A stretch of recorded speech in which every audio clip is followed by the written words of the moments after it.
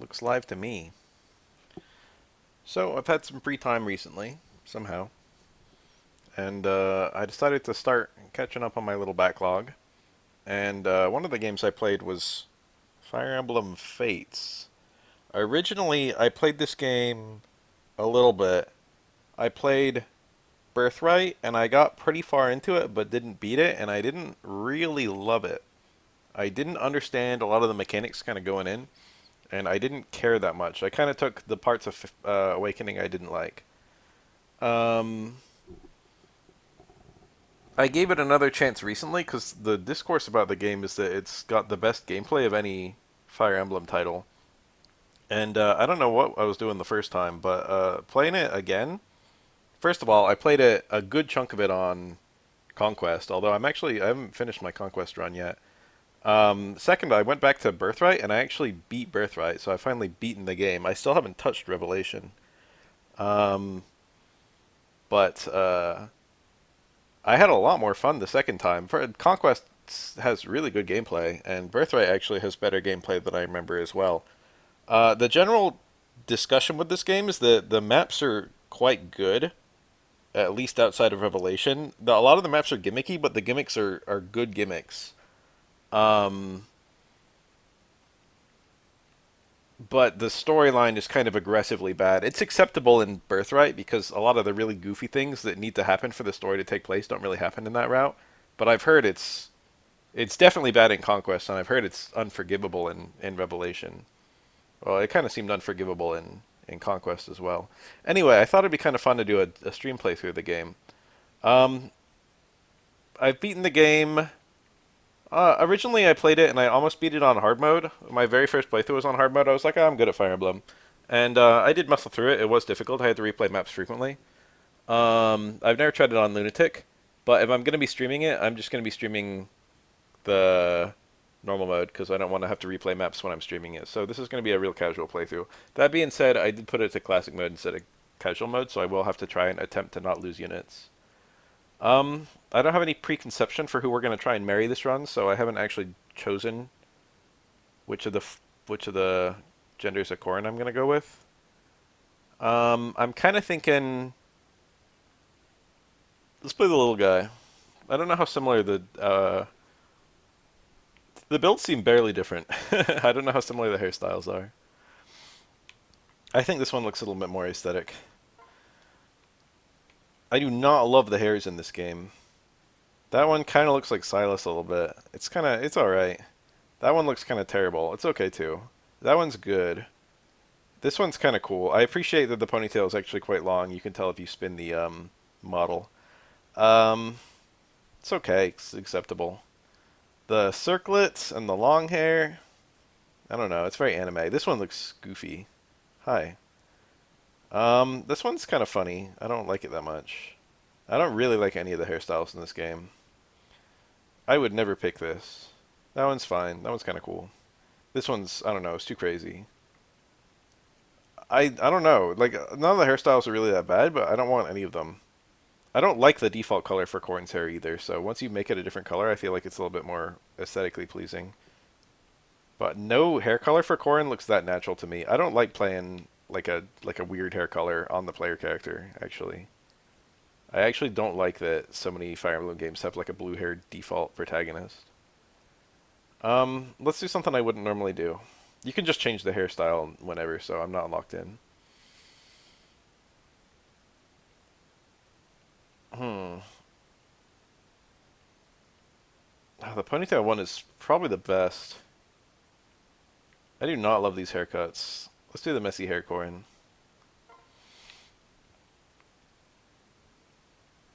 Nice and mild. I like how mild this hair color is.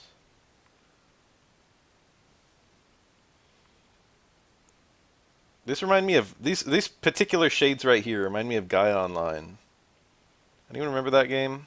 I think this purple in particular. I called Gaia Online a game, but it wasn't really a game. The black looks quite good too. Let's do the ordinary brown. Oh, the sunken, tired eyes. The kind of tired that sleep won't fix. I like that one. That one's cool. Facial detail. What, you think I'm gonna have a mole? I love the eye patch. You canonically have a Corrin who's missing an eye. These are such strange details to have, I feel. The moles are very ordinary. The scars are quite weird, and the tattoos are quite weird. There's like no one else with tattoos like this in the game, is there? I don't know. Maybe there is, and I'm just dumb. Um, yeah, nothing seems good. Voices? That's kind of cool. That one's fine. They're all fine. Okay. Corrin. I don't feel pressured to change anything. Additional parameters. I think we're going to do Birthright to start, although I might legitimately eventually play through this game 3 times on stream. Should I use my real birthday? I don't know what the birthday does in this game. Let's put today's date. Let's pretend I just got this game for my birthday, which is today. This is kind of fun. It turns out that this doesn't just raise your best stat and lower your worst stat, but it actually raises... it affects all of your growths. I find it very funny that robust and unlucky is the default, and that's actually a very good one to do. Robust is extra HP.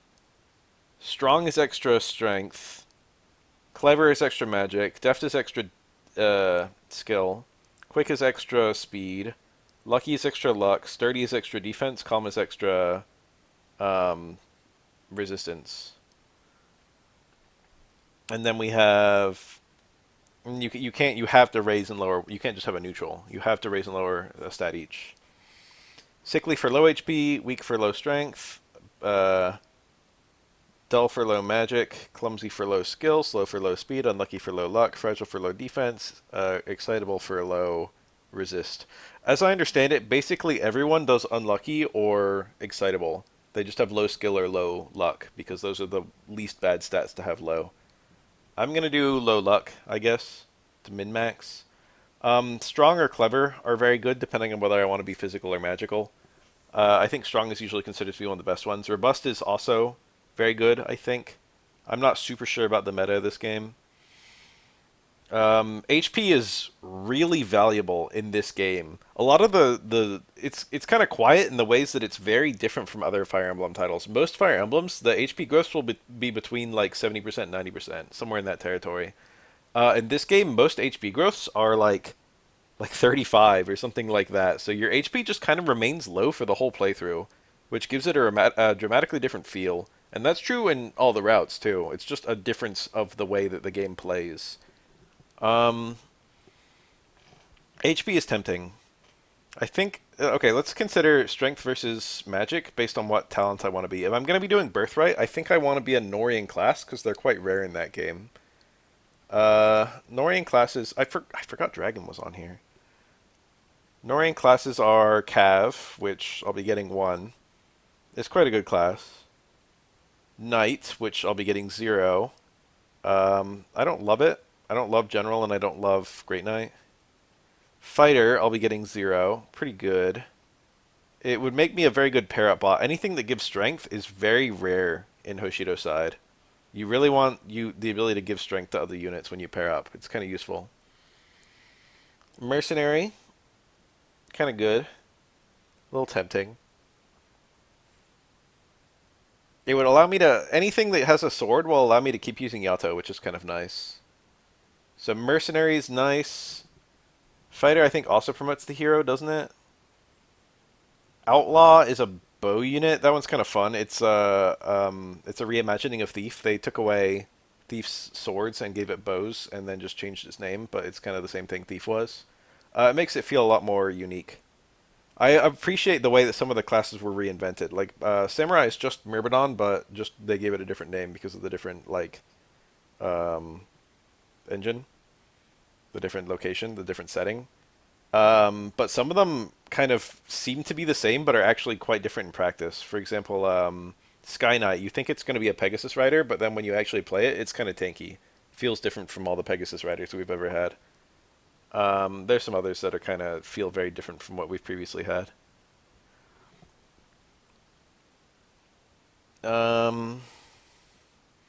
Diviner is just a mage. It's a little different. It's not way different.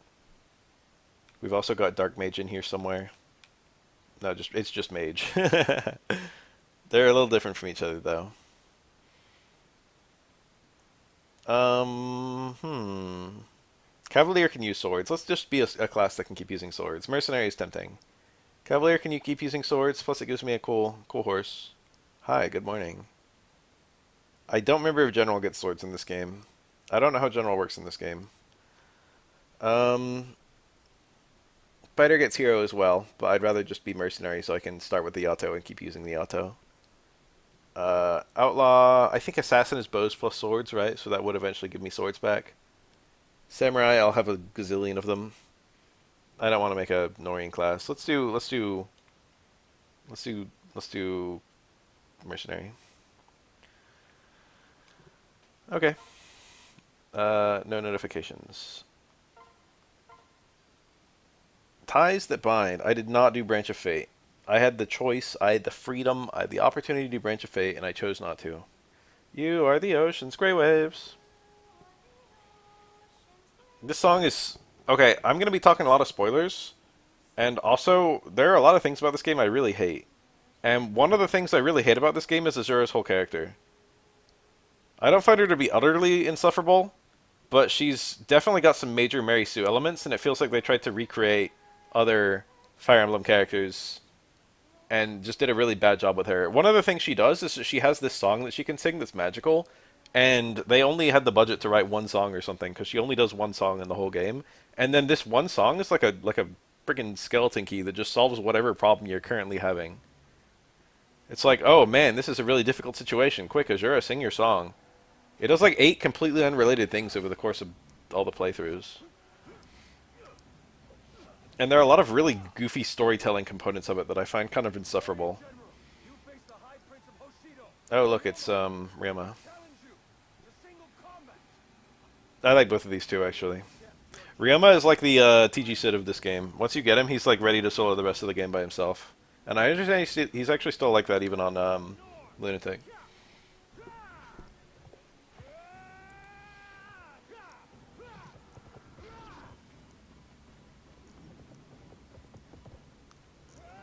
From a storytelling perspective, both these characters are kind of annoying, kind of insufferable. It kind of feels like they're both kind of instigating the war in their own way, or they're complicit in the war happening.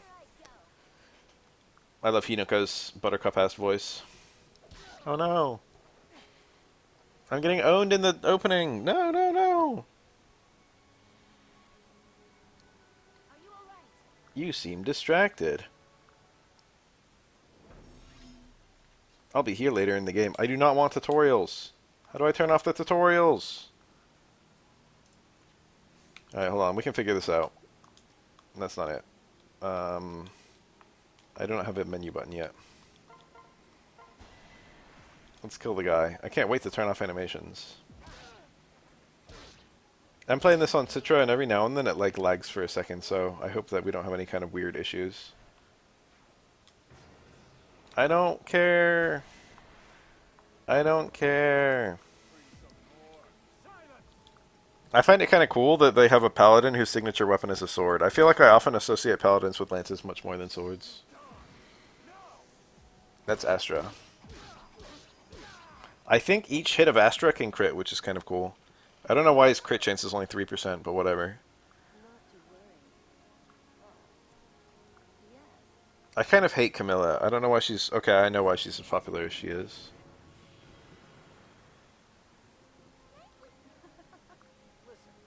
I kind of like Leo, but he's very badly done from a storytelling perspective. Takumi as well. No, it's kind of cool getting to see all these characters for the first chance.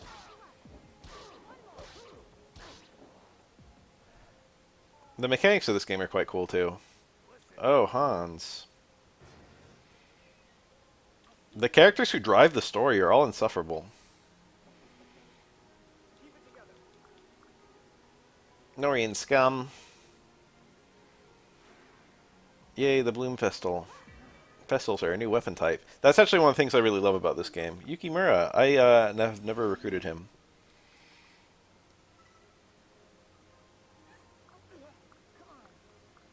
Work together to defeat the soldier. Do I actually need to work together, or can we just kind of kill him? Yeah, we need to work together. My experience doesn't matter here, so, you know. Fujin Yumi's such a good weapon. Fujin is the god of wind. Yumi means bow in Japanese.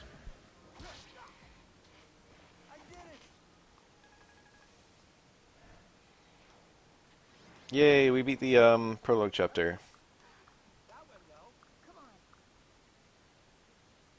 We'll be seeing all that again later. It's also chapter 6 or whatever. Too many words. They're fighting over whose sibling I am, which makes no sense now, but will make also no sense later on. Norian scum! I'm gonna skip this part, it's boring. We'll see it again later with more context, so I don't feel necessary to look at it.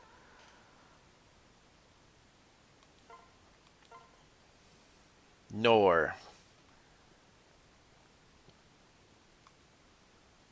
The two versions of this game in Japanese are called the Black Kingdom and the White Kingdom. In the English version, they're called Conquest and Birthright. I don't know what the Japanese version calls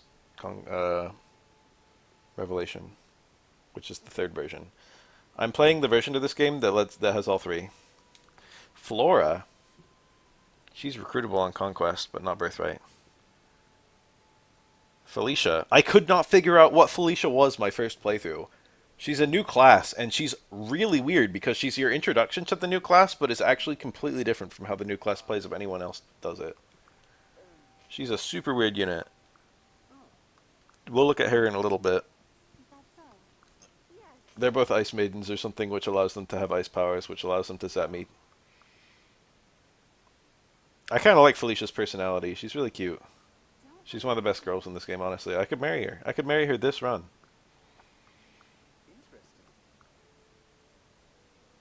Jacob is who you get if you make a girl, and you eventually get Felicia way later. And if you make a boy, you get Felicia right away and get Jacob way later. They're both your retainers, but you get them in a different order. You get the one you can marry first, basically. I've heard that it's a very legitimate strategy to make a female Corrin and then just immediately go for the S rank with Jacob. But I don't know how that works. I'm a little fuzzy on the details with literally everything in this game. The strongest knight in Nor. Xander does actually seem to be that. It kind of seems like, what's his face? Ariyama would beat Xander 1v1. He's kind of got better attributes. So these are my siblings. That's my older brother and my younger brother. I'm sure it's more obvious in the Japanese where they're using like Ani or Ototo or whatever. But, you know, it's not super clear that you're supposed to be older than Leo or Takumi. Let's move. Oh, do I have the... Can I turn off tutorials yet? How do you... What's the menu button in this game? Why do I not have it? Whatever, we'll do it next time. He's standing on a dragon vein. I don't know if this fight is losable. It might be losable on Lunatic. Sakura is the only Fates Royal who isn't a dumbass. I've heard that in Revelation, the girls all get along. And it's just the boys who are warring. It's kind of true in all the routes, I guess. Heal my wounds. I should still win even if I don't heal. Normal mode is pretty easy. He might attack me and then I'll feel foolish. Alright, first level of the run. What did I make my boon? Did I make it? I don't remember if I made it HP or strength. I think I said I was going to go back to it and then didn't go back to it. I think I left it on HP, and HP is still quite good. Yay, we won. I didn't try to look at his stats. As a little Easter egg in Fire Emblem 9, you can look at Grail's stats during the opening battle and see that he has a unique skill that lowers all his stats. There's nothing like that for Sander, I checked. I think his stats are below normal, though. Like, way below normal, given that he's like a pre-promote. Someday I could be the greatest warrior in all Nor. He detected that I got a good level up.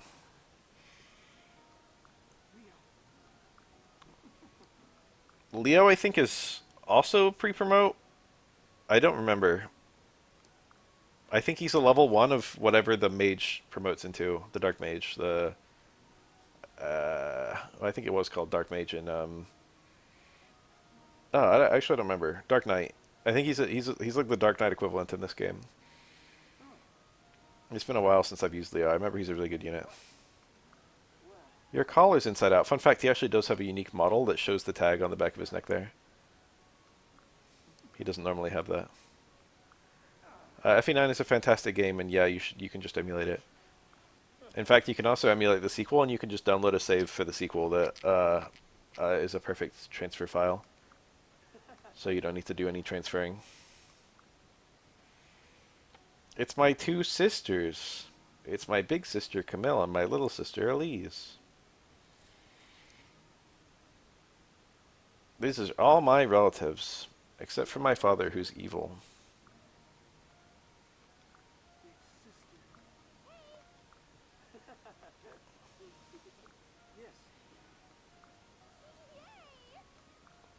Do the spin! Do the spin! How saccharine. This line, as I understand it, was added for the US release. And I find that very funny. Because this game actually has some, like, kind of problematic, like, stuff in it. I don't care about that. It doesn't bother me, but it is quite funny, I suppose. They have to, like, inform the player that Elise is an adult, since you can literally get her pregnant. I'm so grateful to have you all. Wow, we're gonna go beat my dad.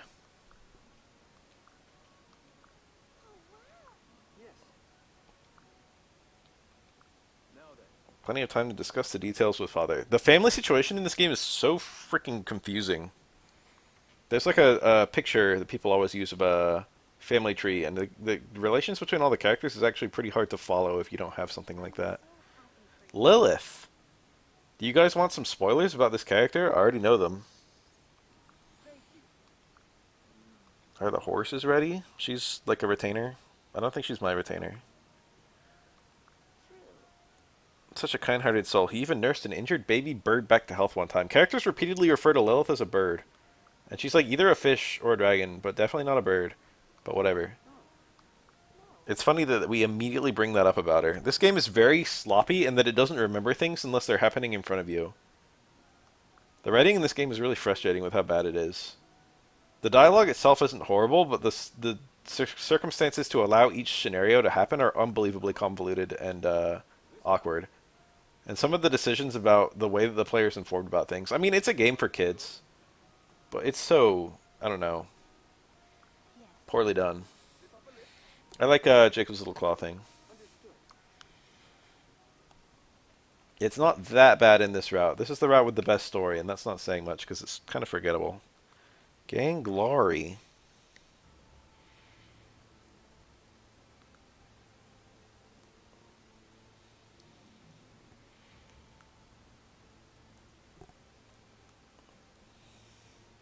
I feel like one of the most obvious issues with the game's plot is that it feels like it has no memory. Very, like, things are almost always introduced and then solved in the same chapter. It allows each chapter to kind of exist in isolation, but in a bad way. I like how we're all going at different speeds and Elise is running way ahead. That's kind of cute. This is my father, King Garen. He is the most blatantly evil character in the game, and because of that, the decision to side with Nor is incredibly frustrating. It feels like characters repeatedly make extremely irrational decisions to allow it to happen. It feels very much like Hoshido was set up to be the default route, and I think most people would probably do Hoshido, although I guess which version you do first depends on which copy of the game you bought. I think very few people actually bought the special edition version.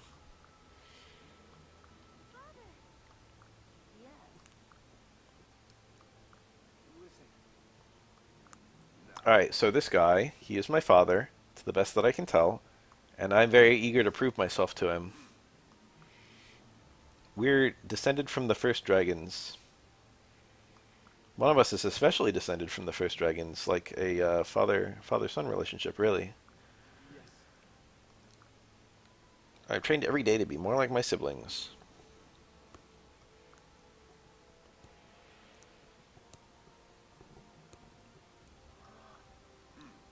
Gain Glory, a sword infused with magic from another world.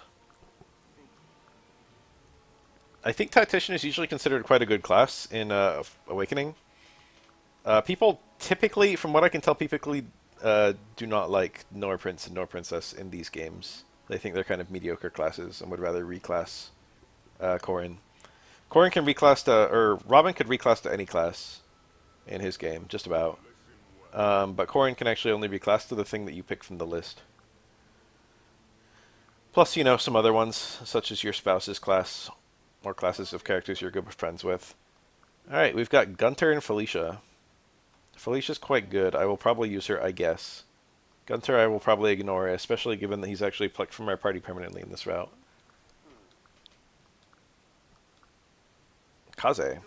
He's apparently one of the tallest characters in this game. I remember looking at that. I noticed all the characters were different heights and tried to find like a list someone compiled. So the big gimmick with this game is the maps are pretty straightforward, except Dragon Veins, which do a different gimmick each map. I think every map has Dragon Veins, but I don't actually remember. The Dragon Vein in this map puts this little choke point for us that also has healing tiles on it. Alright, surely we can close the... Surely we can open the menu. What the frick is the menu button? Is there really no way to open the menu? What's this button do? Simple UI. Alright. So I couldn't tell what the frick Felicia was. I can see that she's a healer. And daggers are a new weapon type. Plus her class is new. Plus her stats seem to suggest she's not promoted. Well, she actually is promoted. She's a pre-promote. But she's a very quiet pre-promote. Her stats really are legitimately similar to an unpromoted unit. Her growths are pretty good. And her level cap is unique. She gains experience at the rate of an unpromoted unit.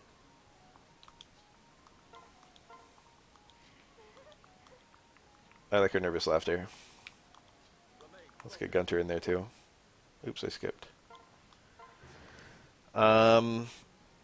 Oh no, I'm being attacked by a brass shuriken from far away. She also has a unique level cap. Most units cap at level 20. But she, I think caps at level 30.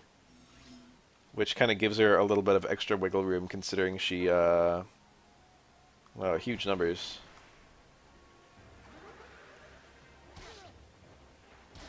Wow. I'm getting hit by a shuriken, so I'm getting a stat debuff.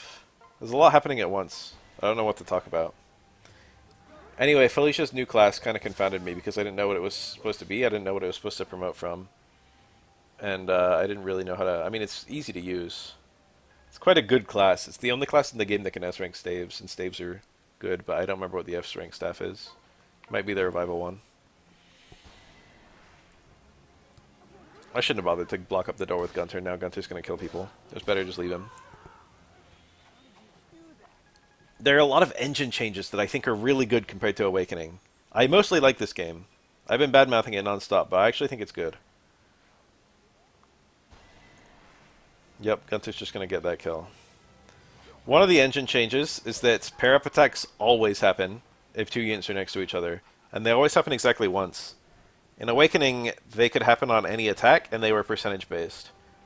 That makes them a lot more consistent, that they always happen. A lot more, it's easier to play around them.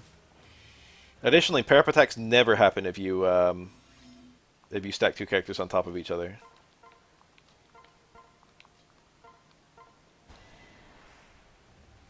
I think the two really big changes this game does, compared to Awakening, gameplay-wise, are both really smart.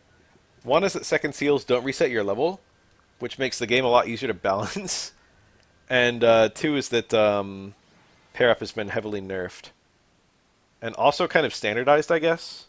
It's easier to play around. Here's the first of many times my father will command me to do something exceptionally evil. Ouch. That guy probably actually died.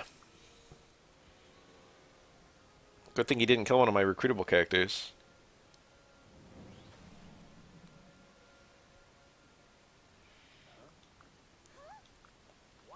I stood against my father. It would be very easy to write in a script where he spares me because he's unhappy, but he spares me because I'm his child.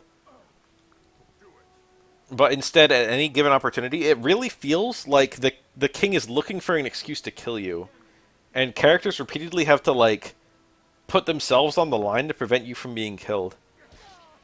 It's really frustrating in the Nor route. I think he would have worked much better as a twist villain. Instead, it's like, why am I working for this blatantly evil guy? Oh no, Leo killed the people I was supposed to execute. Leo's a bit conniving in a good way. He in the Nor route, he does a lot of the dirty work for the player, but in a bad way. Very sloppy writing for him. They have to the Nor route has to preserve Corrin's moral purity. So anytime something evil needs to happen, they have Leo do it so that Corrin doesn't have to be shown doing it. It's the only way they could think of to get like a pure white character in a gray and black route. But I think they should have just not done that. I think they should have just made Corrin gray in the Nor route because you kind of are doing an evil thing to even pick that route. But whatever. Alright, so both my brothers had to put themselves on the line to protect me from being killed after I directly contradicted the king. But actually, Leo didn't kill them, he just weakened them, which is good because I'll be using both later.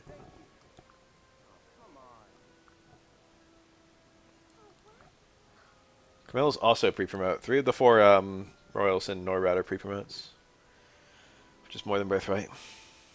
Being a pre-promote does not make you bad in my modern Fire Emblem. If anything, it makes you really good. But that's kind of true in old Fire Emblem. It depends on how old. In old Fire Emblem games, the pre-promotes would be stable but have lower growths. But in this game, the growths are actually still good. And they are more stable. They just require less investment. But both routes give you units who you're supposed to invest in and units who are just supposed to kind of make sure that you're able to beat the game no matter what. I love that Kaze just runs away. He doesn't try and like get some words in or anything. It feels very realistic. He's like, oh shit, bye. Rinka has to say that even though we chose not to kill her, she still hate us for the rest of our life. Which she won't. A lot of people were disappointed to find out that red thing is not her hair, but just part of her headdress. That is kind of disappointing, I suppose.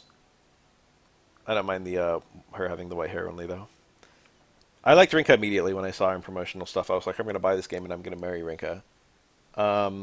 She's not great, but not horrible. She is great, but you expect her to just be like a berserker, and then she's nothing like that. I could marry Hana. That's a doable thing. She's not dog shit, but what she's good at is super weird. For example, on the Birthright route, she's one of the only units in the game that raises strength on pair up.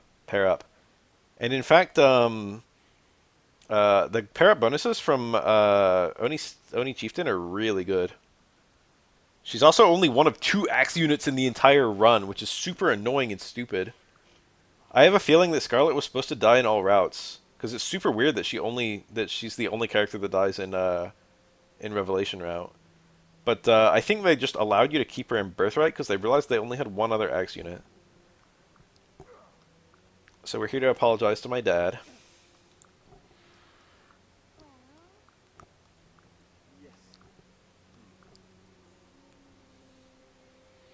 It's very frustrating. Xander just remembers a time when the king wasn't as evil as this. And for whatever reason, he just allows the king to keep being evil. Like, bro, you're the Birthright. Usurp him. But I guess he's supposed to be very strong. And the soldier's loyalty is primarily to him. A mission. He'll pardon my crime. Examine a building. This is super bad writing.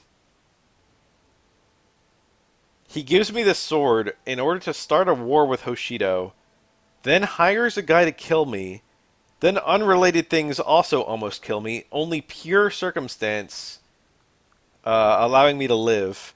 And that same pure circumstance happens to send me over to Hoshido, which is apparently part of his plan, because once I'm in Hoshido, his thing that he was going to do to enact the war enacts the war. But, like, why would he send Hans with me? It's super bad writing, I promise. I also am a Tyberg believer. Iago is another character that's blatantly evil. It's very frustrating in the Fates in the Conquest route to have these characters who you answer to who are blatantly evil. You just want to wonder when Corrin's gonna just be like, whoa, this is a moral turning point for me. These people need to die. But you keep on not having that scene. It's rarely, really annoying. Oh, the king was here the whole time. He doesn't really seem like a guy who could hide in a room. Hans! He's another character who's blatantly evil on the Norse side.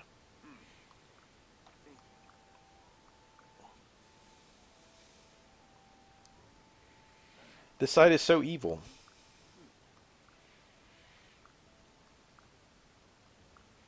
It feels like they should have a try and destroy the Nor from within on the Nor route, but they don't do that.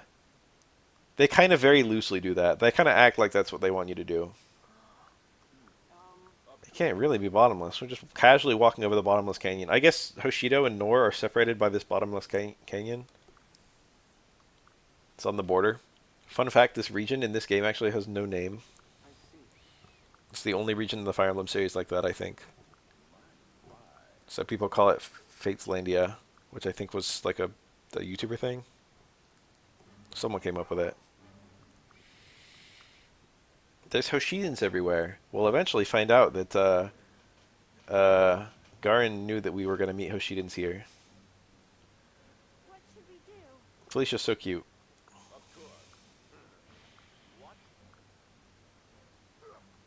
Now Hans was sent to start a war. I guess he does a lot of things to start a war. So Hans is just killing innocent civilians. Well, they're soldiers, but we're not at war, so, you know, it's kind of like killing civilians. I don't know. It's an act of war anyway.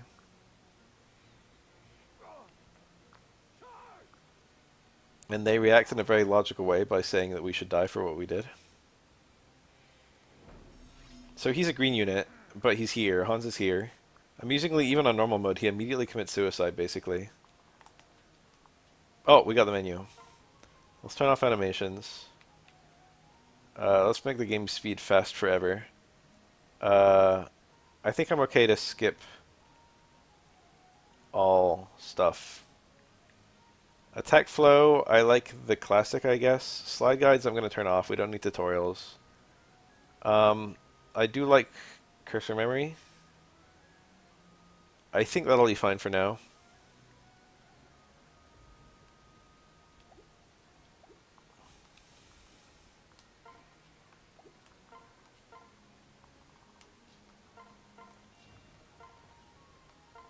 I used Gunter to help place Felicia.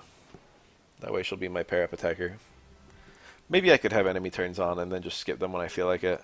Because they're kind of useful to watch too.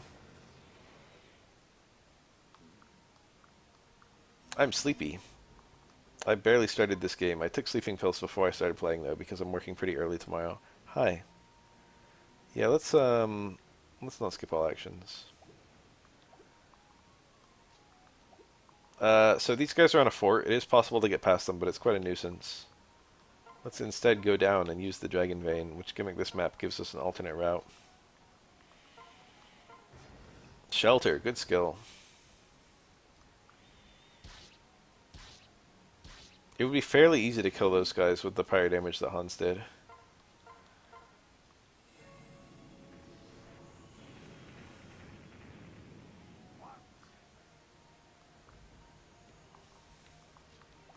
I really want to use Gunter.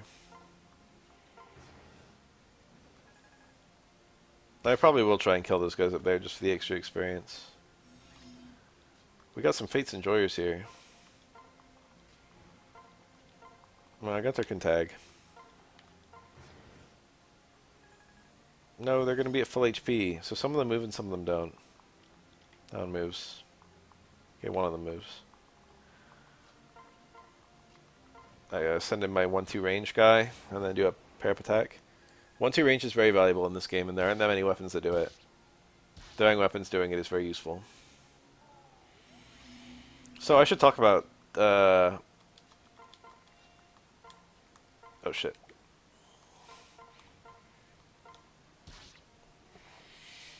I should talk about the weapon types in this game a little bit, shouldn't I? It's actually really good. It's one of the parts of the game that's really good. This game has a lot of really good things in it. We got a bow guy here who's going to shoot me, and that'll be annoying, but I think I'll be fine. Weakening that guy looks a little suicidal. Standing here will allow me to just bonk him. And now I can pick up the kill with Felicia, and I think her getting experience is okay. How? She's not in danger of being attacked. Not a great level, but not horrible. Throwing weapons are really good at killing magic units. Ow.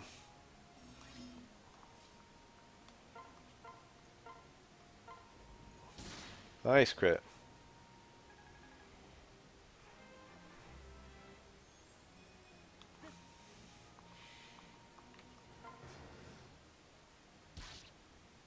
Okay, that did a lot.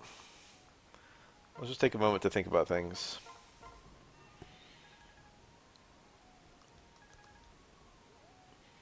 Start with D rank of both weapons. So the gimmick with throwing weapons, it's okay. So first of all, the gimmick with weapons in this game is that every weapon actually has 2 different variations with very slightly different slightly different how much damage am I gonna do?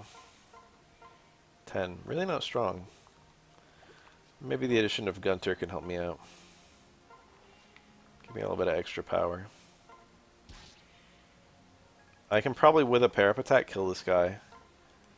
Oh, that's... it won't let me. Why doesn't it let me? That's weird.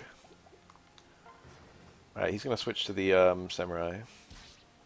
I take, like, nothing. He has the parap to defend himself, but I can just nullify that by attacking him. I didn't look if she dies, though. This one does... he has weapon triangle advantage against me, so he gets a bonus damage point, I think. And then he's got 16, and I've got 12.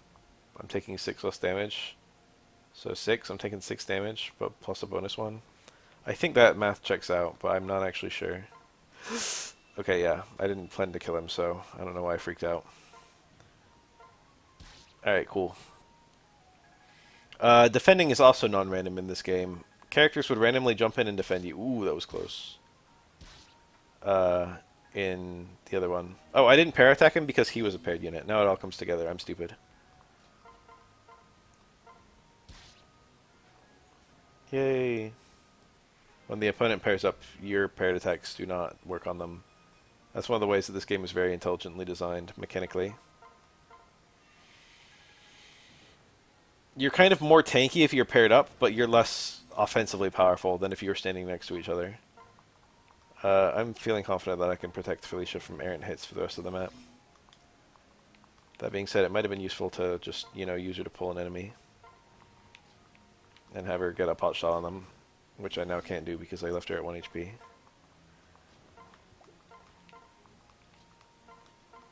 If I get attacked, I'm not pair attacking with Felicia.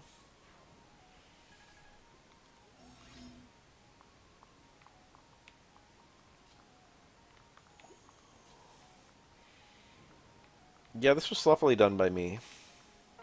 Huge.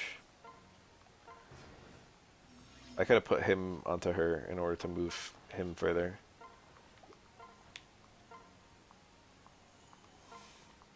These two have the same range, which is actually very annoying because I can't easily pull both of them.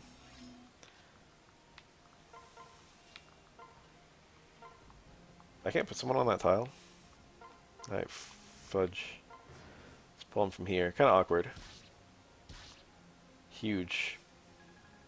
I don't get support points with Felicia because I did it from too far away. Factoring in the enemy moving to get parrot bonuses is very difficult for my little pea brain. I was constantly fucking that up. Guaranteed to kill him.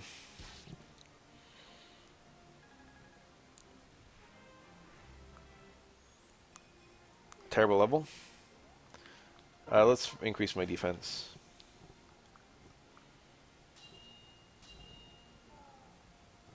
Oh. Reinforcements.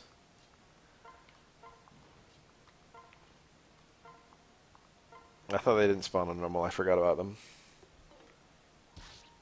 Huge. I can't kill that guy, and Felicia can get attacked next turn, so I have to do the kind of awkward thing and just hide her inside Gunter. I'll level up.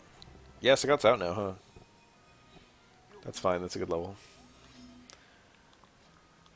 So what are we looking at here?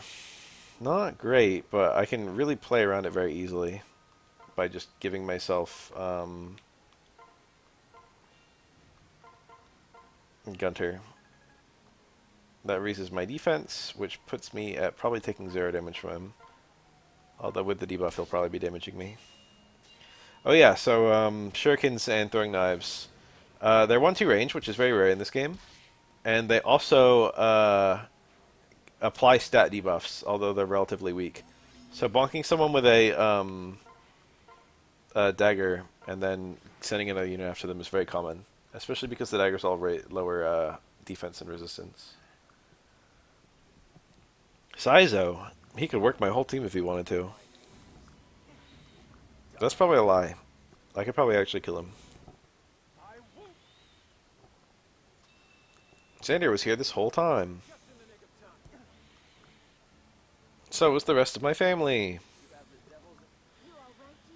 One thing I do kind of like is that the quotes that the characters say aloud often match what's on the screen, which Awakening they like never did. Lisa's pout is so cute.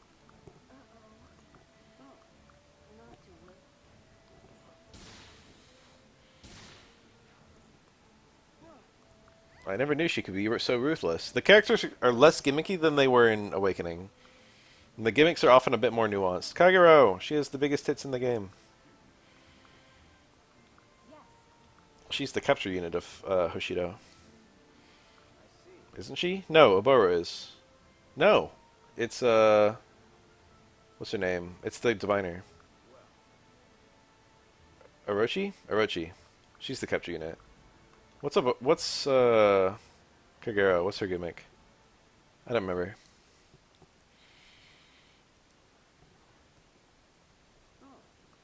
That sure is an evil sword I've got. It reminds me very strongly of Cecil from Final Fantasy IV. Being given an evil sword and being told to commit evil acts, and then choosing to go against them.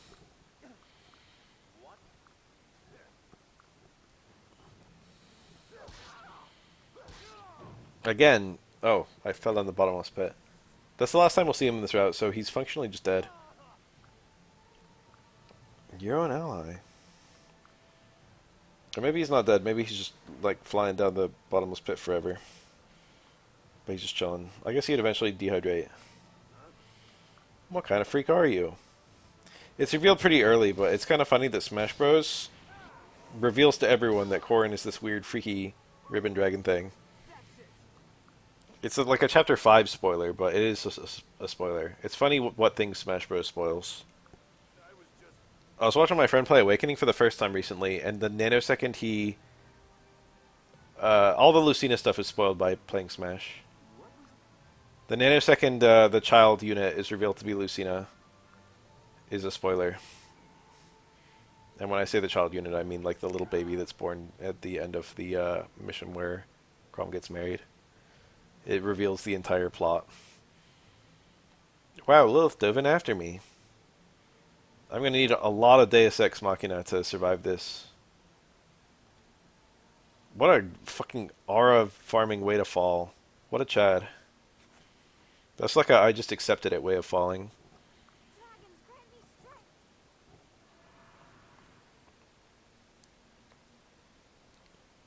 Lilith here flies down and grabs me, and then moves me to a alternate dimension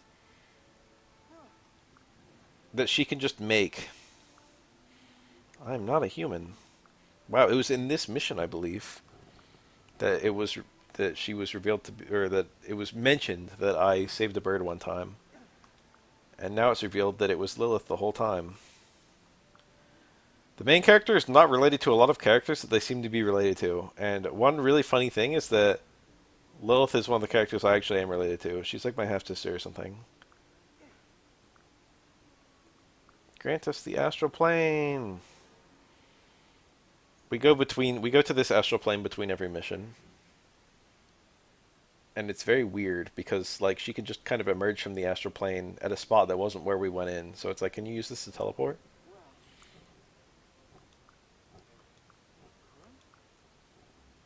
Here in another dimension, you can just do whatever you want. Let me build this treehouse for you. Am I going to be roasting this game the whole time I play it?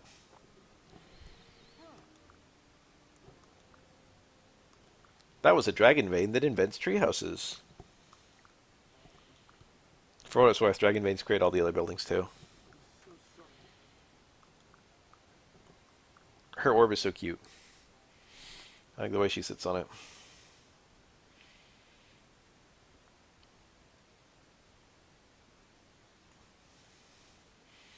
Yeah, that seems to be a fish and not a bird. Maybe she's got a third form.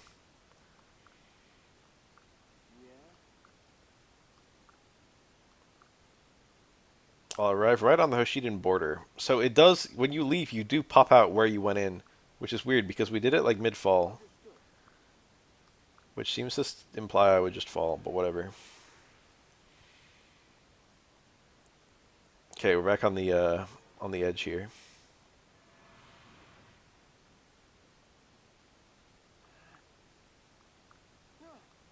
I hope Rinka doesn't brain us and then immediately nurse us back to health.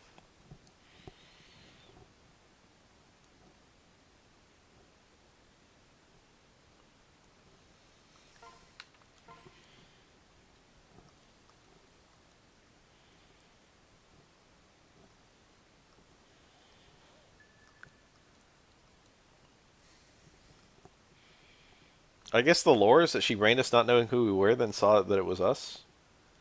But it's kind of weird to do that. It'd be better if she just found us, like, I don't know, somewhere.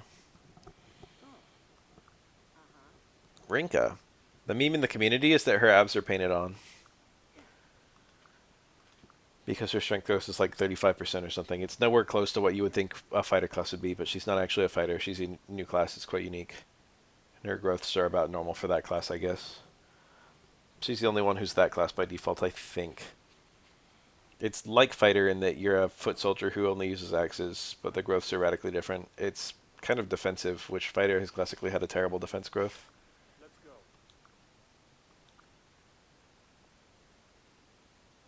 The strength is middling, whereas fighter's strength is normally very high. And the defense growth is good, whereas fighter normally has very low defense. The speed and uh what else? The strength is okay, it's just not as high as a fighter. The speed is quite good. The resistance is garbage, which is similar to fighter. I don't remember how the HP fares, but it's hard to measure the different units' HP stats in a game where all the HP is really low. We've been brought to the Hoshido side. This is actually all part of Garen's plan.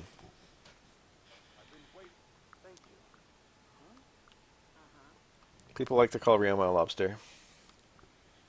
Because it was funny armor.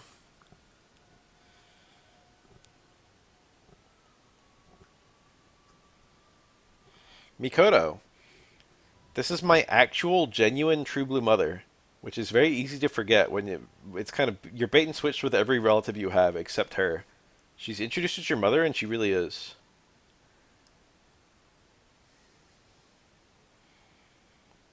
Every other character who's related to you is introduced as not being... Or every character that's not related to you is introduced as being related to you. My sweet child.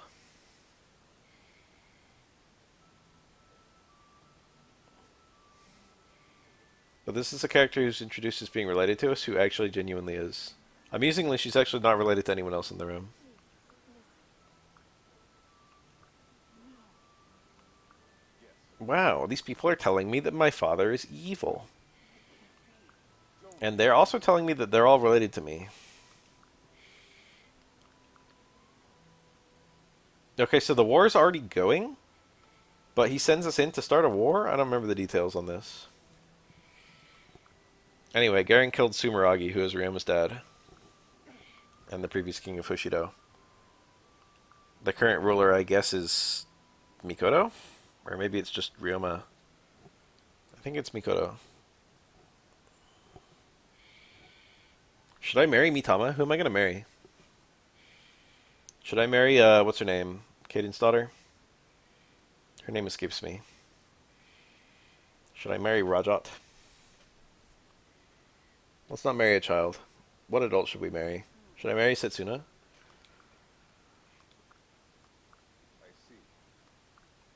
Noreen scum.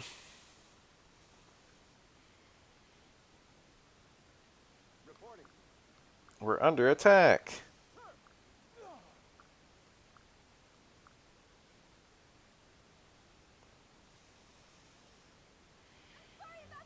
I don't think either of them dying is a lost condition, and also I think if they die, maybe if they both die, it's a lost condition. Everything will be all right. But also if they die, they just come back when you actually do their route.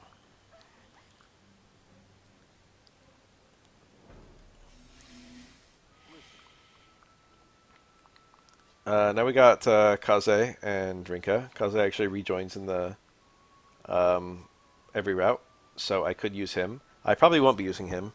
His gimmick is that he's very freaking fast. He's dramatically faster than like the next fastest unit in the game. He's so fast that he doubles units who are intended to like be fast units. He just doubles everyone. Just a born doubler. No, faceless. They're the monsters of this game. Let's use a dragon vein to flatten out the village. I mean the mountain. Freudian slip. This does no damage to the enemy.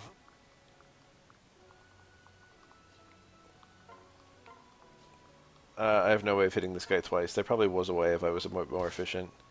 What's his face is going to constantly... Ryoma is going to constantly kill steal for me for this whole battle.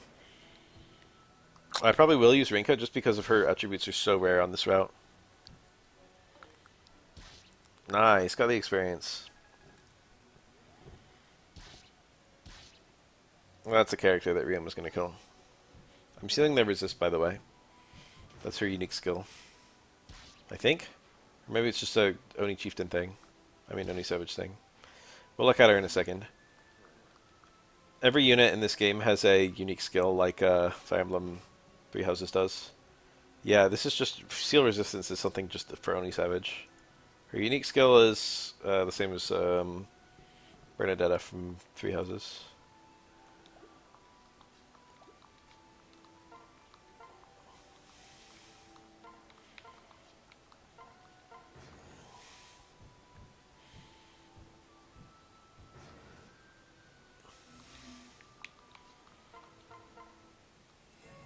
Let them come.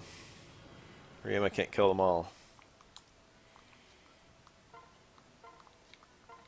Okay, Rinka will help every character attack.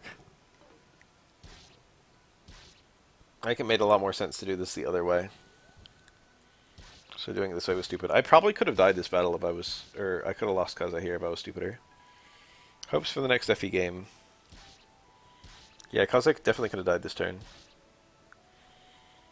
And the boss is probably going to die to Ryoma right now. This game does a really annoying thing where Kaza actually dies unless you get an A support with him. He's just plucked from your party. Ooh. Ignore the boss. He just kills him. He still just kills him. Boss is slow. See, that's what I'm talking about when I say, Kaze is very fast.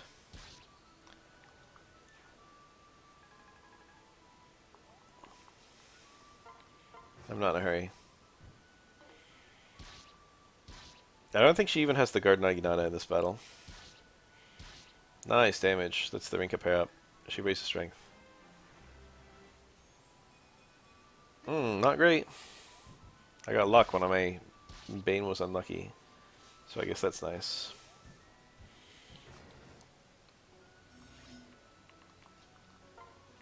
Having a ninja stuck to you raises your move, and I should have considered doing that.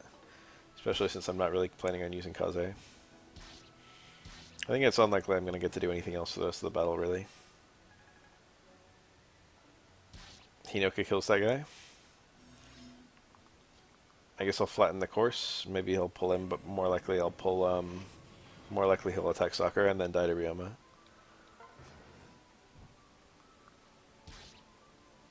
She can live through one hit on any difficulty, I think. No, she might die in one hit on Lunatic, I have no idea.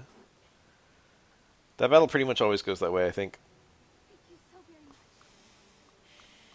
much. Hinoka is actually my older sister, which, again, it's, like, not super obvious. Probably easier to tell in the Japanese version, where she's my Nesan.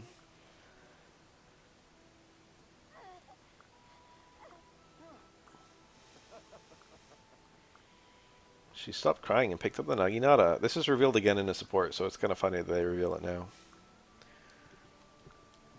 That's, I don't know, that's very awkward writing. They will soon be filled with regrets about their life decisions. Like, that's his a euphemism for she kills people.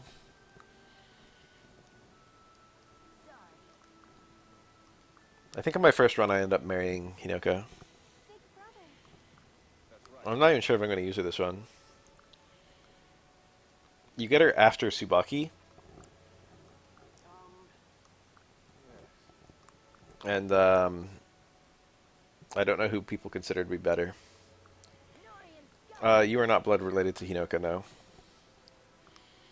The only characters the player is actually genuinely blood related to are Lilith and, Azura. Amusingly, you can still marry Azura, despite being first cousins with her. In fact, you can get her pregnant.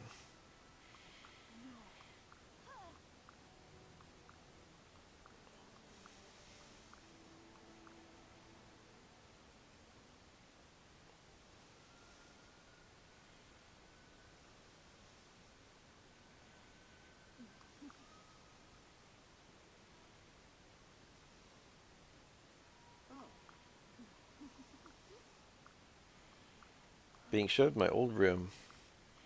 I didn't bring up the zombies at all, but there were zombies. Basically, people who... There's a magical barrier around the city, around this country, and anyone who comes in loses the willpower to do evil things to them. So they can only send in the zombies who attack indiscriminately and have no willpower. Is the only way of causing damage, I guess. So Nora's just building and sending in these zombies. Or something.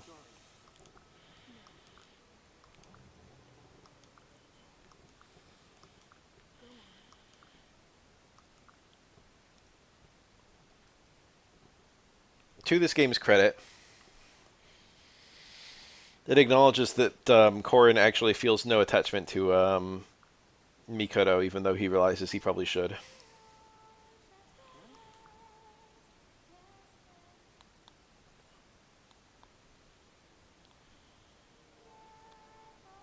Azura's hair is so long.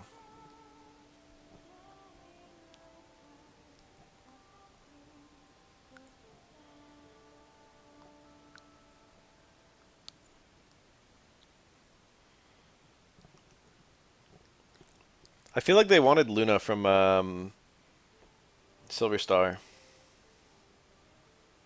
From Lunar. I don't play Mega 10. I feel like they really just tried to make Luna and it's sloppy. I am Azura. A former princess of Nor. I do appreciate, I think it's good, that she's lived a parallel life to me. Even though I've never met her, that makes it easy to relate to her. So that makes the relationship between these characters feel a little bit more natural. I am supposedly a Hoshida prince who was kidnapped and raised by Nor, and she is supposedly a Norian princess who was kidnapped and raised by Hoshido. No.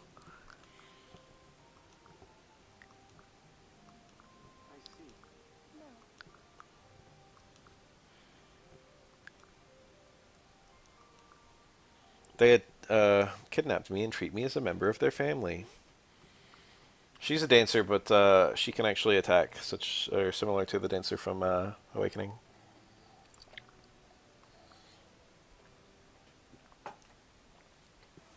As dancer goes, she's really good. As a combat unit, she's really interesting, but not terribly good. Her strength, speed, and skill growths all seem to be extremely high, and she gets really high stats for those in the end. But her training her weapon level is a huge nuisance, and she's very squishy. She's as squishy as you would expect a dancer to be, which really hurts her for in a long term as a combat unit. Her HP is low, her defense and resistance are low. I think her speed and luck are high, so she can dodge tank to some degree. It's what you would expect for a dancer. She starts with E rank lances, and it's especially a huge nuisance to get her to D rank. And you need to get D rank to use a javelin in this game. Javelins are not E rank. That being said, there's only a single javelin in this route, and I will probably not be giving it to her. Yes, that's what I mean by squishy.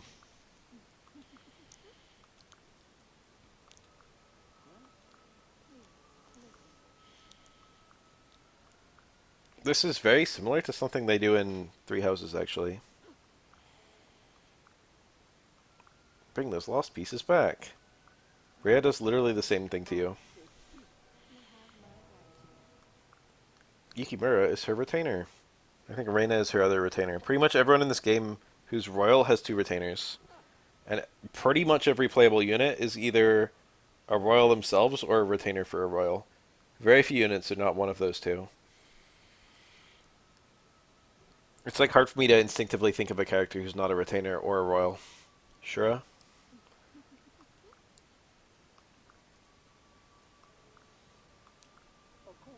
Hayato?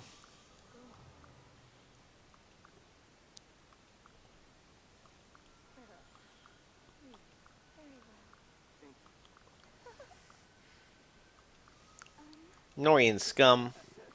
That's what I think whenever Takumi's on the screen. Takumi's actually a major bro in this route. Whoa, Sarah Vegans, long time no see. You saw Fates and you were like, yes.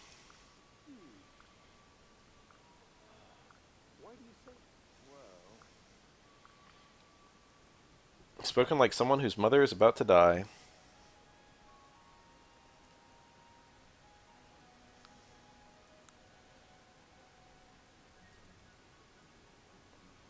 It's so hard to keep track of all the different locations in this game.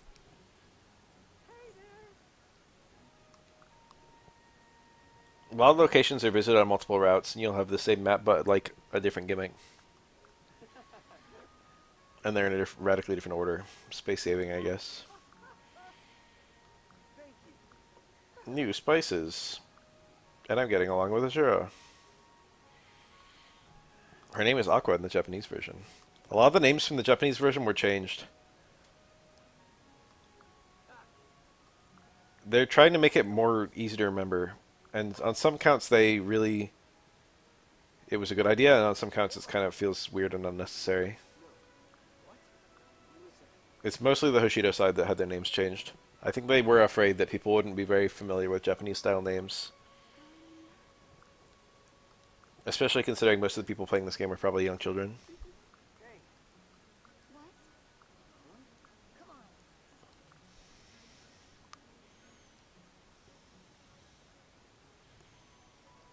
What an idyllic day. Note that Corrin's face is cut off so they could use the same cutscene regardless of what Corrin you made.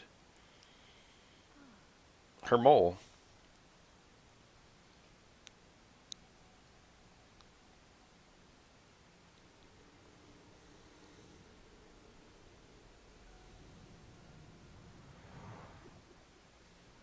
So when Garn gave me Ganglari, he knew that this would happen. This guy would be able to like go and get this sword and then kill a bunch of people with it, and that was his big plan to kill Mikoto. Something like that.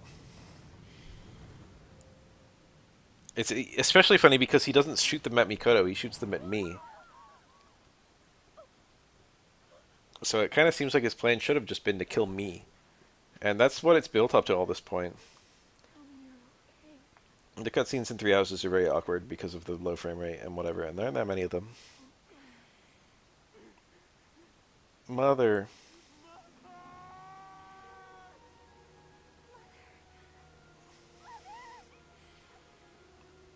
She's not actually the mother of any of the Hoshido nobles. She married their dad after they were all born, but they were all young, so only like Ryoma remembers the original mom, I think.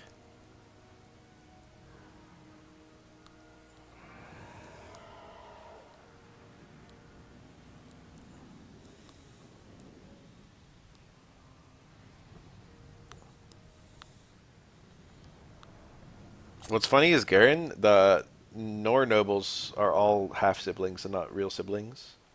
They all are actual children of Garen, but they all have different mothers. I turned into a dragon. What's funny is that the player is immediately told the player is shown that Corrin has turned into a dragon as a part of an uncontrollable rage, but you can just still control Corrin. That guy has an HP tonic. This one has a Worm Slayer. He can kill me. Introduction to dancers.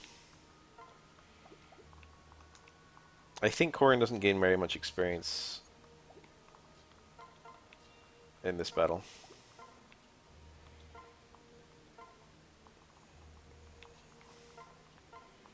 I could be wrong. Ryoma will always dodge the first two attacks against him, which is good because the fight would end very quickly if he didn't. That's annoying. I got the debuff though. Seal of resist.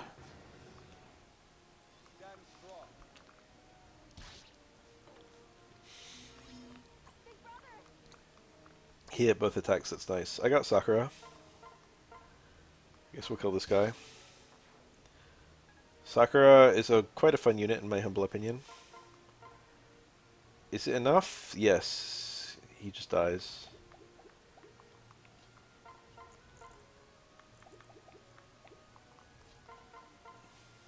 That is not enough, which allows Jura to pick up the kill. Famous last words.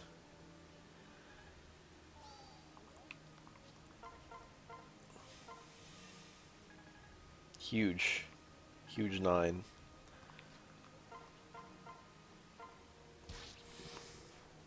That's my first of 20 attacks need to get to D rank lances. Ooh, Ryoma dodged again. He has quite a good chance of taking damage. Azura, no! Wow, he's being a beast. He like often dies.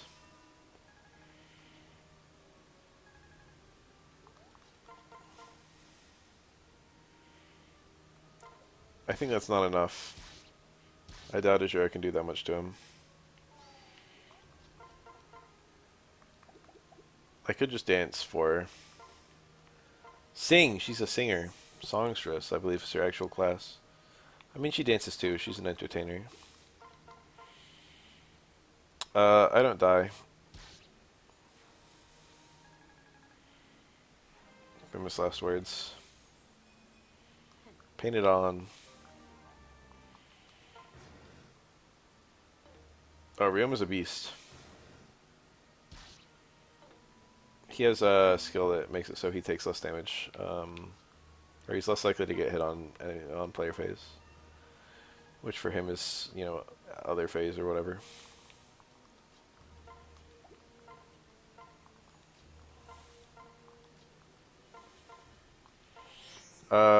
I think the Bloom Festal restores when she rejoins, so I'm just gonna have her go crazy with it.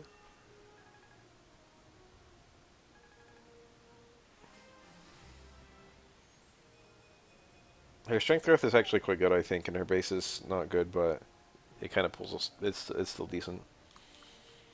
One of her promotions can use a weapon. I believe a bow. One of her promotions can use a physical weapon. There, Ryoma finally took damage.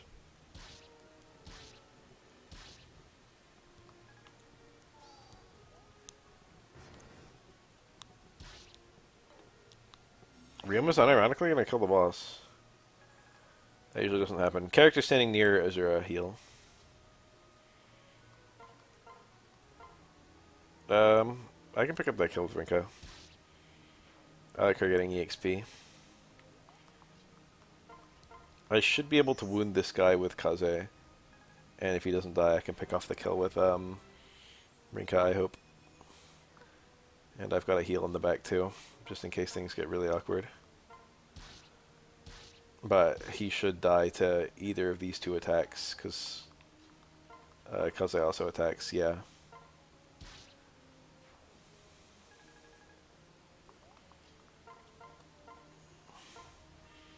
It's like I have thunder. It would do bonus damage to my dragon.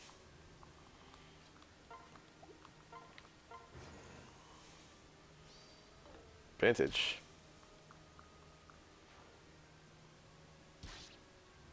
That did a grip. I lowered his resist though, haha. So everything's fine, haha.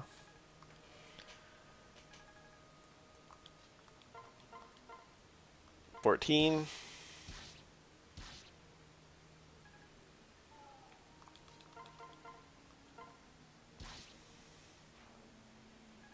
Okay. She got strength, baby. Her defense is very good, and the growth, I think, is also very good. So she ends up being very tanky. Basically, no one can do anything for the rest of the map except Corrin killing the loss. I don't think there's any reinforcements on this mode. Festal's having 2 range is kind of cool. I haven't actually brought up yet that none of the weapons have uses. Have I? Good level. Except Festals and Staves. Those would be busted if they had infinite uses.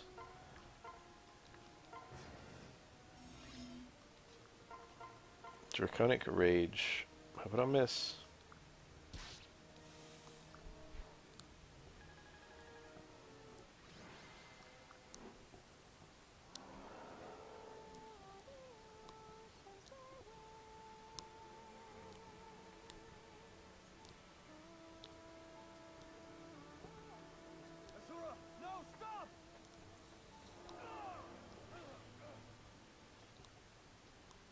Unclear what she can do with her magic. Ironically, she's a physical unit in gameplay. I don't remember if her magic actually does anything. It might. I think her magic is the stat that determines how much the units around her recover, right? They recover her magic stat. So right now she only has like 2 magic, so they heal 2 HP. Something like that. So she gets bigger healing. Cool pendant. It shows up during the opening, like, once you press start on the opening screen. You think it would be the Fire Emblem, but it's not. I don't remember the lore behind it.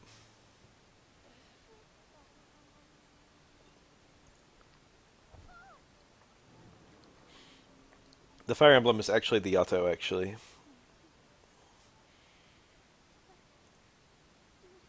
What a strange thing to say.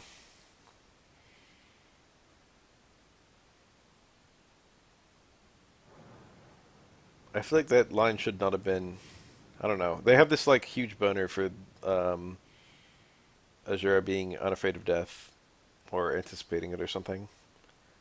They play a lot with the idea of Azura dying.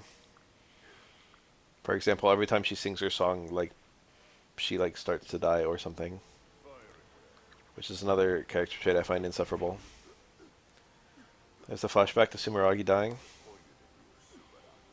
This is a POV from the player who is very freaking short. I guess they're lying on the ground. But they must have been really young. Garen is an X unit.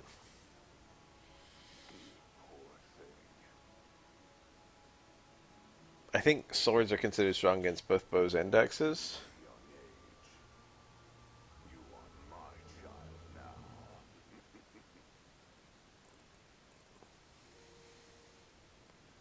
The weapon triangle in this game is really complicated. You can just look at it. It's not like it's in the game if I open up the tutorial. It actually is a super good weapon triangle, but I went my entire first playthrough without understanding it. The thing is, every single thing is on the same weapon triangle. And they even when they have like almost every weapon type interacts with every other weapon type.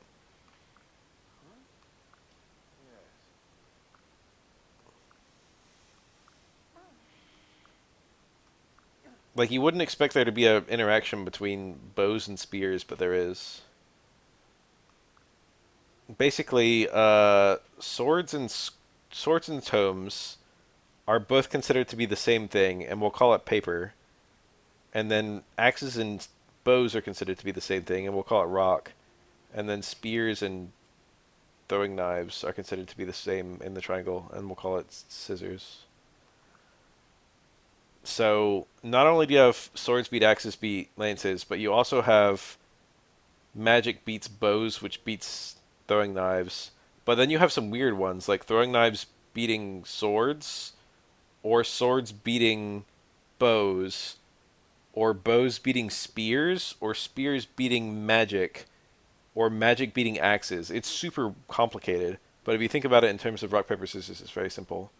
But because every weapon has an interaction with almost every other weapon, and especially because there's the Reaver weapons are common in this game, well they exist, and there's one for each weapon type.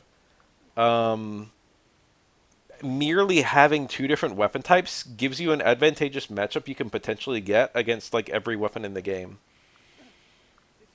And that ends up being a huge deal. It's a big deal in this game when you get a second weapon type. And that's like one of the balancing factors of the promotions. Most promotions get multiple weapon types. And is kind of an afterthought in some of the older Fire Emblems, but in this game it's really strong. Norian scum. Takumi's taking it hard that his mom just died because I showed up. But we should all forgive me because I didn't actually do anything wrong. He actually comes around to me pretty quickly in this route in Birthright. Mikoto wouldn't have wanted this. Queen Mikoto foresaw her own death.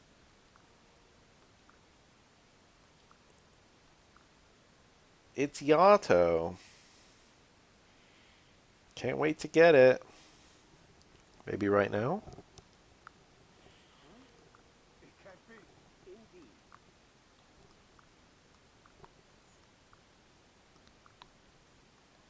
You get the first unlock on the sword pretty early in the Norian route, I think.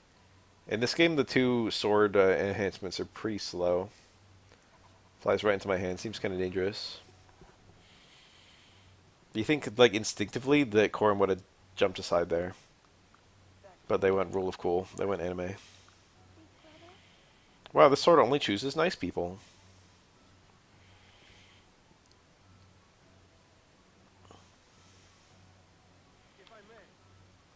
Nor is starting an attack. An all-out war. There must be another way. Your dragon blood could take you over again. She gives me a dragon stone, which allows me to become a dragon at will, but retain control. The dragon unit of this game is the player, which I find to be kind of cool. And also you have the same thing as Awakening, where the player can use both strength and magic, which is also kind of cool. The magic is the dragon stone, which is also kind of cool, since dragons were physical in all the previous games. I don't know what the lore is that Azura can just attune a dragonstone, or why she just has one on her person. She is not a dragon, although I guess technically she is related to dragons since she's a royal. But merely being able to activate dragon veins has nothing to do with this. So there's my magical attack. The player character has access to stones and swords in their base class, which is very weird pairing, but kind of cool. It allows you to reclass into the Kitsune or Wolfskin if you marry one of the animal units and keep your weapon rank, but weapon rank in stones is kind of an afterthought. So here we've caught up to the prologue of the game.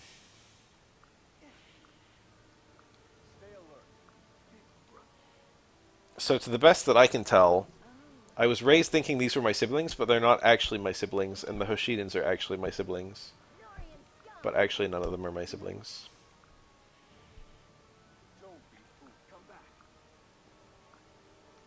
Now every single person in the room is claiming me. Got two big brothers, two little brothers, two big sisters, two little sisters. And they all just kind of show up at once to stare at me.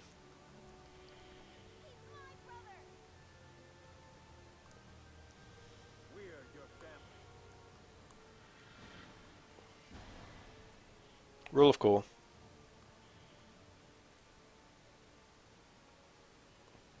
Pretty good faces. This is where I choose my route. The game also gives you a blurb on each one. Freely accumulate experience points and gold. This will allow you to enjoy watching your characters grow faster. Allows you to test your skills and devise complex strategies while progressing with limited access to experience and gold. This just sounds harder. I think it is harder. Not recommend you select this path for your first playthrough. Best experience after playing both the Defento Shido and Fight with Norpaths. Birthright, Conquest, Revelation. Anyway, let's do Birthright, I guess. I'm now hashtag locked in. On subsequent playthroughs, you can just start right here. The game opens with you choosing which one.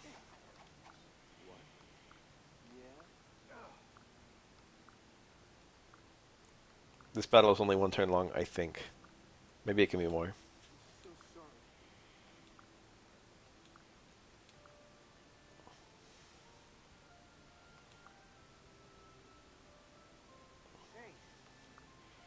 How could he have orchestrated that attack? Again, it really doesn't feel like he did a very good job orchestrating it since he originally sent Hans to kill me. Maybe Hans was acting on his own there. Collateral damage. Remember that movie?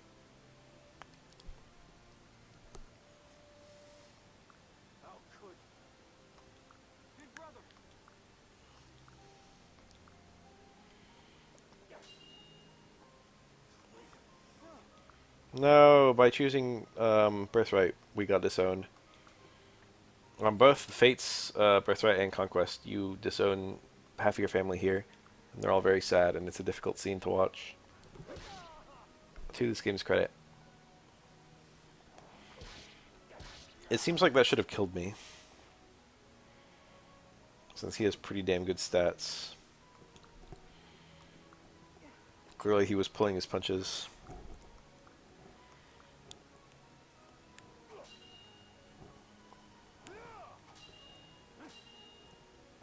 Looks like the horse is blocking it.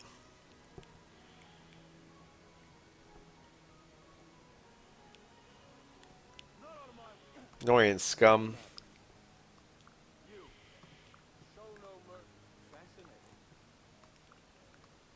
Shall we kill them?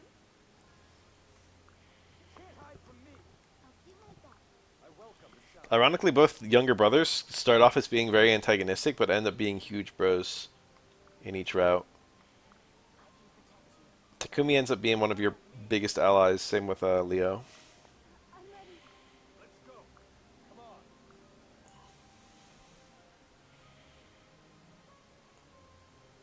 Felicia will always side with you no matter what.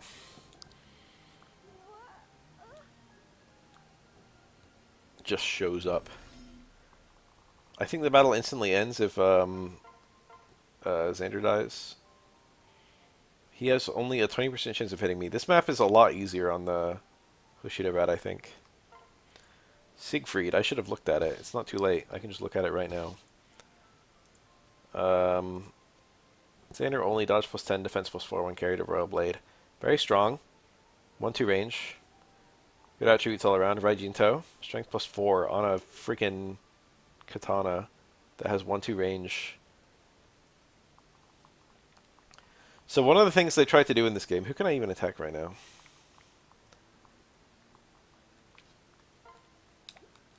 Guess we'll go over there and try and kill that guy. I can play as Takumi for a second.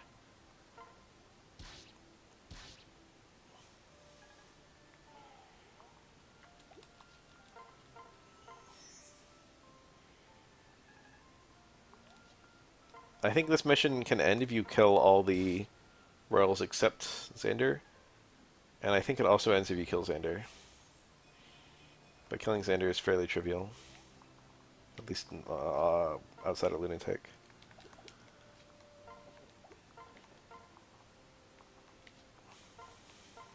This is fine. And one turn battle. Hey, No. Some characters ally in either route, such as Azura, I see. but Guess I did it right. don't immediately side with you.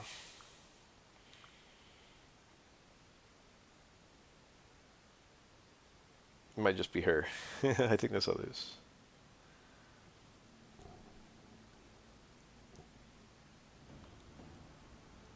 I find it a little funny that the Japanese favoritism, like the Hoshido side is just nice and the North side is just evil. On a Japanese game, the Japanese exceptionalism is really showing through.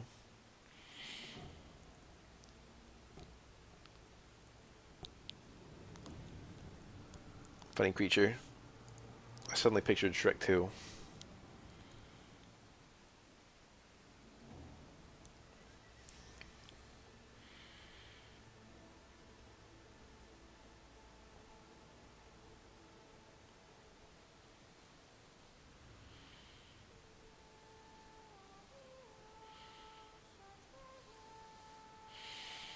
This scene will happen later.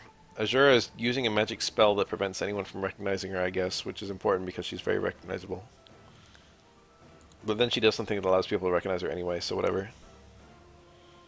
Whole thing is convoluted. It's supposed to be rule of cool, but it's done very sloppily. Rule of cool is when you do something just because it's cool, even if it doesn't make sense.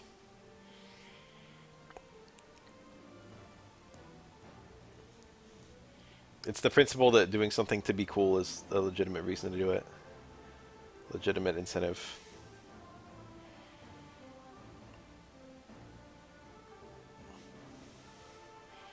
I kind of like this scene.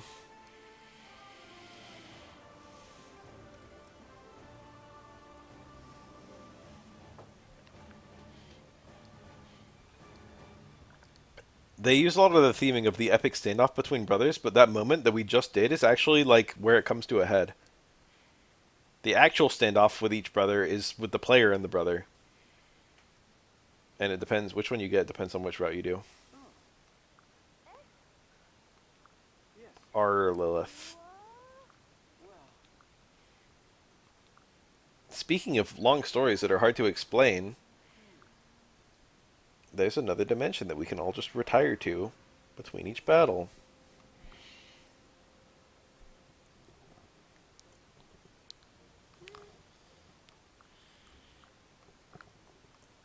Thank you. You have literally no allies besides Felicia at the start of Conquest.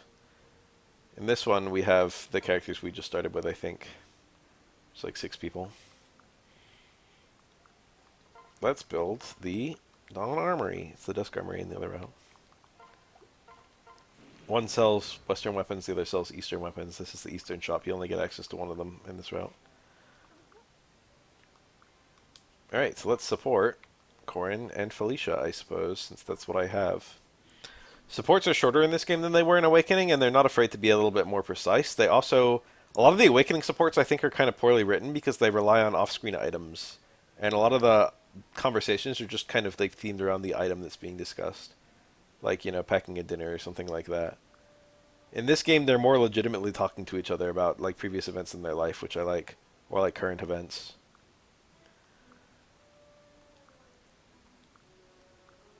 Felicia's character trait is that she's clumsy.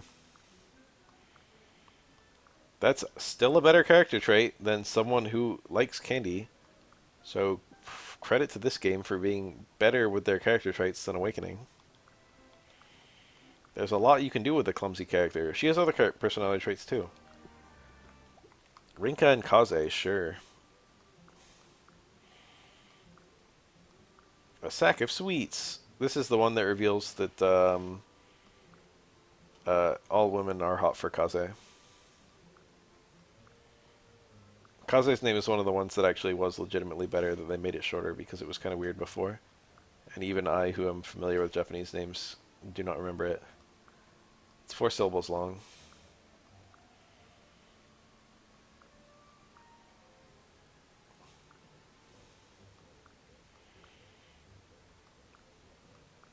Munch, munch. She likes the sweets.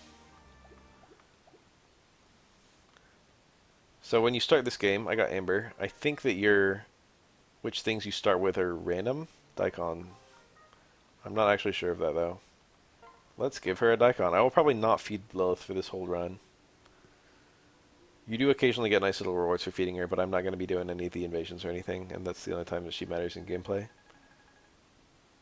I think her stats are not randomized. This is like always a single stat level, and it's based on what you fed her.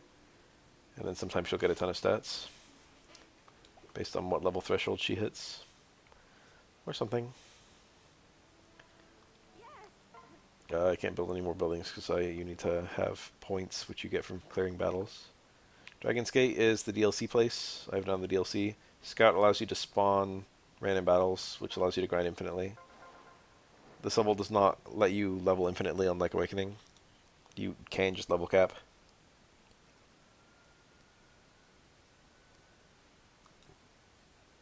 It's still a Japanese name, but it's like a longer Japanese name in the Japanese version.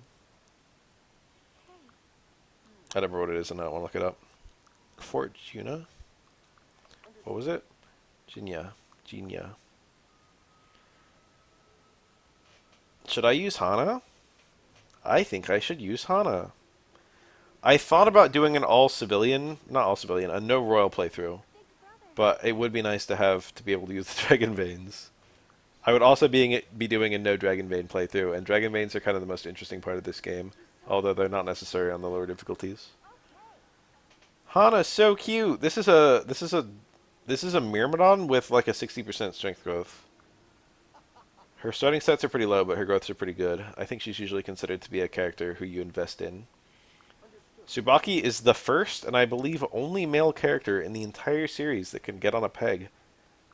And instead of a cool reason for that, he simply, the pegs in this game allow you to mount them even if you're male. Whereas the pegs in every other game don't let you touch them unless you're female. So there's nothing unique about her, or about him, it's just the pegs of the region. Why can't they just leave us alone? I could use Tsubaki.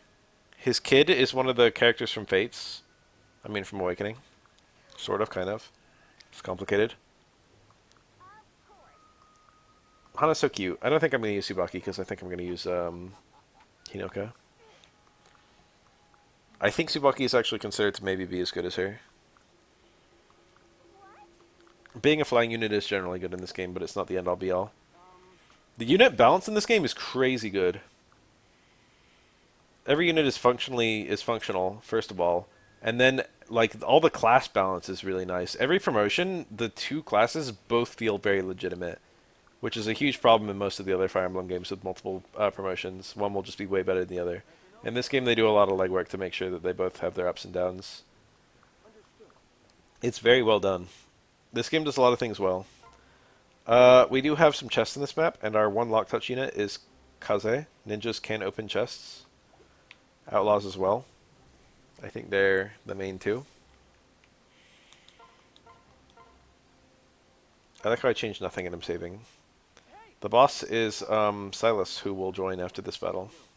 He is a Norian class and Cavalier, and we will not get another one this run apart from his kid, who is also a Cavalier.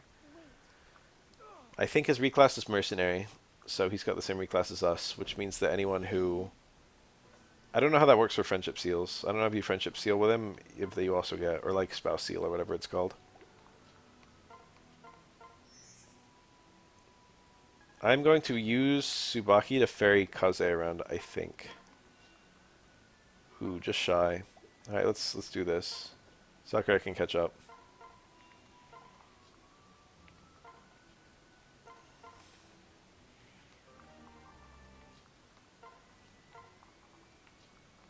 I went in too fast with my main character.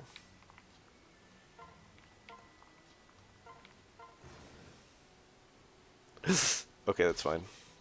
It's actually good. I'm hurting an outlaw. I didn't see that, and for some reason I thought that Tsubaki get attacked.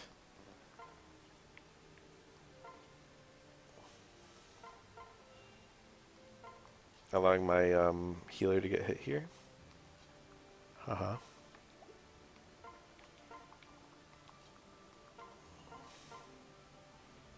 Let's just wait.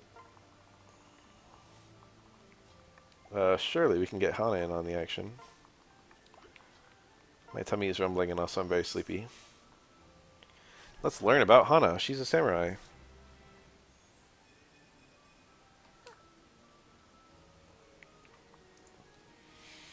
When this unit initiates an attack that KOs a foe, adjacent enemies lose 20% HP. Quite a good skill. I'll forget that it exists. Duelist Blow, avoid plus 30 when unit initiates combat. That's based on samurai and not based on her. Luck plus 4 and 10% HP, so it's not magic. What game was it magic? Was that a Heron thing? I can just rush in. I'll be fine. He doesn't move. Hana can also wander in then.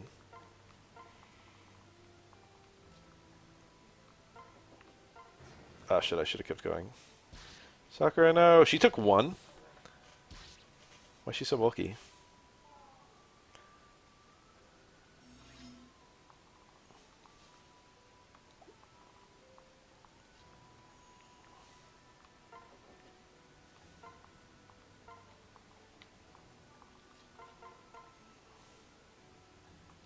Can I reach her with a dance? Yeah. She has six move? No, only 5 move. I just can't count.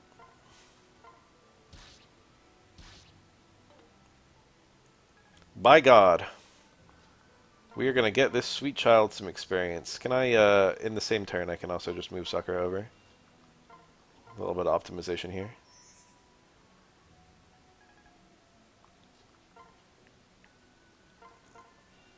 Put her down.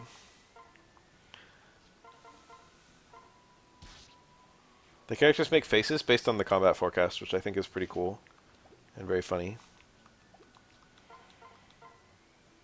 It's not ideal, and I don't have any healers left. The Dragonstone gives me dramatically more bulk. There's no real need to attack him.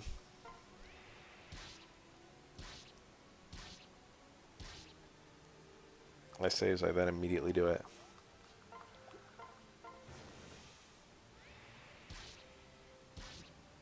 Equipping weapons that increase bulk is actually a decision I'll be making a lot in this game, amusingly. Huge.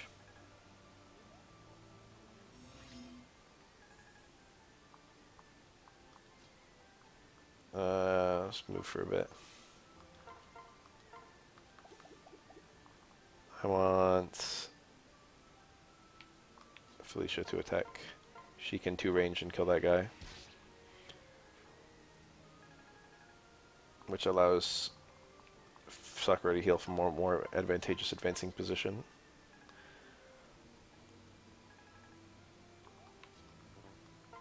Tsubaki can help Hana pull this guy. I did not activate the Dragon Vein.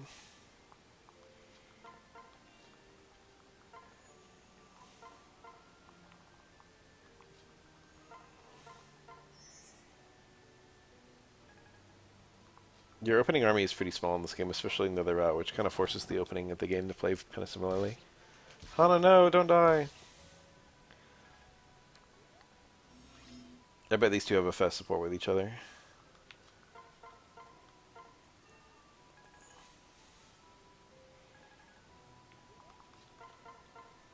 They are barely not capable of killing him. That just murders him. I can choose who I attack with. I always forget that's a thing.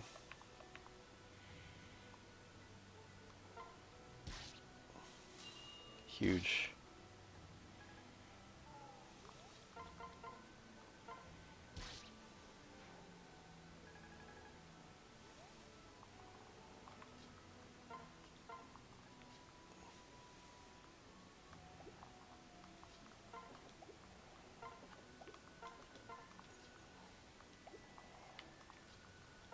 Go, Hana. That chest I really want to reach. So I haven't talked about the no weapon uses thing yet. In this game, weapons do not have uses. That seems fine. Give Hana the kill.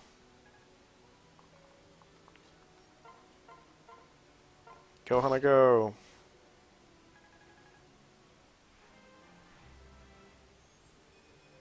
Not great.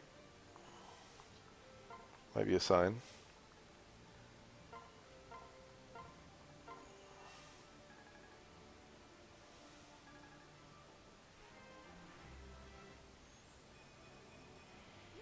Hmm. Did someone say go, Hana, go?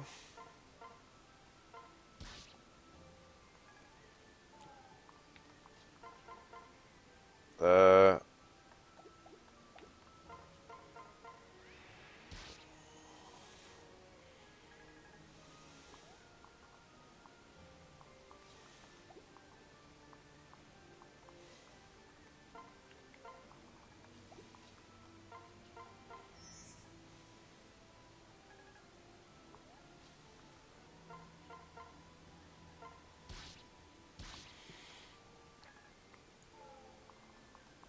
Get debuffed, nerd.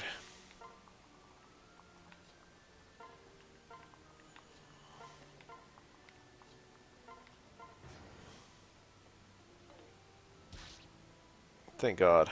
She didn't kill anyone. Whoa, a spawning in unit. My Dragonstone should make me fine against these two.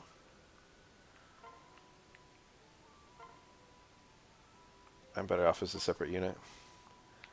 Go, Hana, go! Wait, maybe you're more useful attacking the bow guy. Look, swords beat bows. Will spears be the same as bows? No, they lose to them. That's because bows are the same as axes. Alright, you're about to see some wild play. No, you're not. Bonk. I sure will be feeding Hana a lot. Alright, that lowered his defense. Means Hana should be able to swoon over and kill him. Perhaps with the help of Tsubaki. Never mind, she can just make it. I have to be careful not to win this map too fast, because I really want the chest. She got strength. Terrible level, though. I will take any excuse to have Sakura. Oh, that's not a missing HP value. Oops. I was like, she can heal Tsubaki, but he hasn't been touched.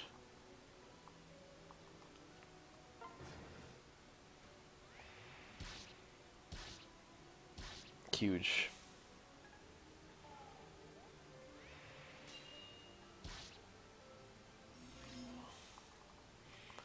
I'm clearing a path for Kaze. 5,000 gold. Healing area.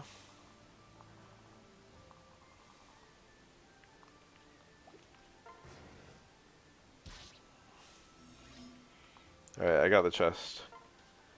It is a Armor Slayer. So, weapons are infinite use in this game.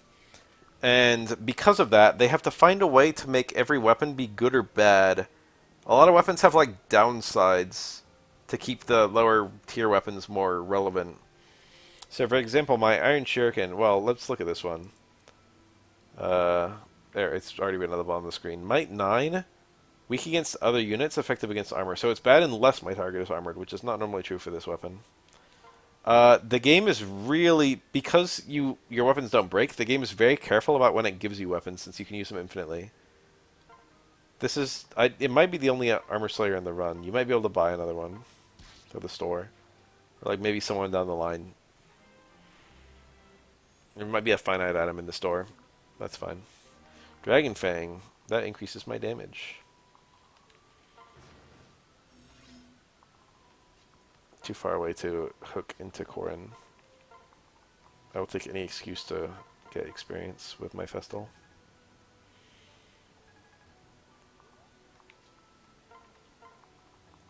I wonder if these two have a friendship set or something. No, Silas. That did a lot. Is she dead? You know, now's a good time to go to sleep. I think I was going to go to sleep anyway. I'll just, you know, next time I show up, I'll just, I really didn't think I would die on, he had a team attack, too. I overestimated Hana's bulk. Playthrough opens with me losing a unit on the first mission in Birthright. Anyway, I'm gonna go to bed. When next I play this game, I'll just be right here, but with no dead units.